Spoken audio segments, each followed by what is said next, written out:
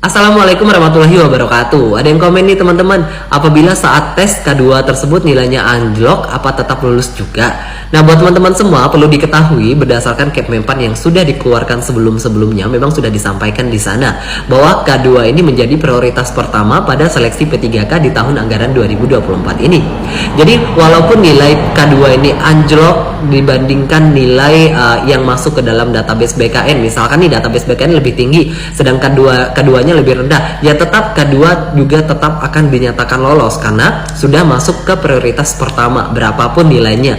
Apalagi P3K 2024 tidak ada passing grade-nya buat teman-teman semua. Jadi berapapun nilainya nanti, karena K2 ini sudah menjadi prioritas pertama, jadi tetap akan dinyatakan lolos juga berdasarkan jumlah formasi yang kalian pilih. Makanya buat teman-teman yang punya saingan bersama dengan THK2, maka THK2-nya yang akan diutamakan terlebih dahulu. Baru setelah itu non ASN yang masuk ke dalam database.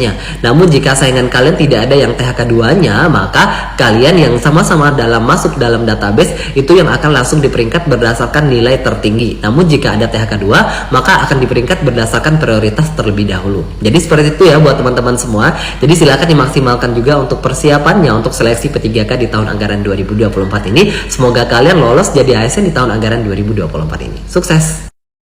Walau lulus seleksi P3K 2024, ternyata honorer kategori ini belum bisa jadi P3K penuh waktu. Ternyata ini alasannya. Seperti apa? Kita cek. Ternyata lulus seleksi P3K 2024 bukanlah jaminan bagi seorang honorer untuk langsung diangkat sebagai P3K penuh waktu.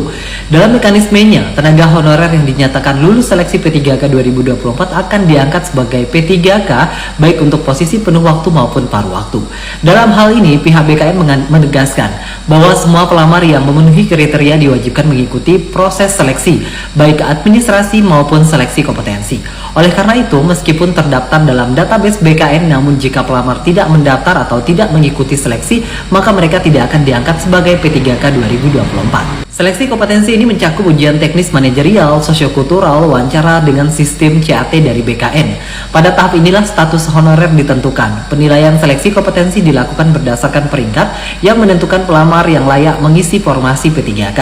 Karena jumlah formasi yang terbatas, tidak semua pelamar yang lolos seleksi kompetensi akan mendapatkan posisi P3K 2024. Pelamar yang berhasil mendapatkan atau mengisi formasi akan diangkat sebagai P3K penuh waktu ataupun full time. Sedangkan honorer yang memenuhi syarat dan lulus seleksi P3K 2024 tetapi tidak berhasil mengisi formasi akan diarahkan menjadi P3K paruh waktu di instansi pemerintah. Tuh teman-teman, hanya tenaga honorer kategori ini saja yang bisa daftar P3K tahap 2. Dan teman-teman harus cek nih jadwal dan persyaratan lengkap agar lolos seleksi administrasi. Seperti apa? Kita cek. Mengutip dari unggahan Instagram dari BKN bahwa pendaftaran P3K 2024 tahap kedua akan dibuka dalam beberapa hari lagi nih teman-teman. Diketahui bahwa jadwal pendaftaran P3K 2024 tahap kedua akan dimulai di tanggal 17 November 2024 ini. Durasi pendaftaran ini berlangsung cukup lama hingga penutupan di akhir bulan Desember 2024 nanti. Dengan begitu, calon pelamar ataupun tenaga honorer dapat mempersiapkan dokumen persyaratan secara maksimal. Dan berikut adalah rincian jadwal seleksi P3K 2024 tahap kedua yang perlu diperhatikan bagi calon pelamar. Yang pertama, bahwa pengumuman seleksi ini dimulai dari tanggal 1 sampai dengan 20 November 2024. Untuk pendaftaran seleksi dimulai dari tanggal 17 November sampai dengan 31 Desember 2024. Panjang banget kan waktunya?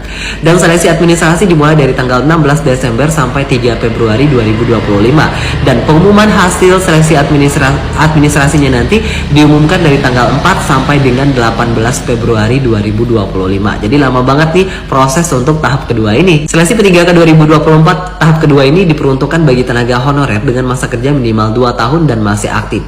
Jadi dari hasil evaluasi tahap pertama, banyak pelamar yang gagal administrasi akibat kurang teliti dalam memenuhi persyaratan. Namun kesalahan-kesalahan ini tentunya dapat teman-teman hindari apabila lebih teliti dan memahami persyaratan serta petunjuk teknis yang sudah ada. Bagi calon pelamar P3K 2024 tahap kedua, BKN mengingatkan pentingnya memperhatikan detail setiap dokumen yang diunggah ke SSCASN. Maka pelamar disarankan untuk memeriksa ulang kelengkapan berkas sesuai dengan formasi yang dilamar serta memastikan dokumen sesuai dengan format dan ukuran file yang diminta. Jadi silakan buat teman-teman yang bakal berjuang di tahap kedua, pastikan dokumen-dokumennya nanti sudah sesuai supaya tidak terjadi gagal seleksi administrasi pada seleksi P3K-nya nanti.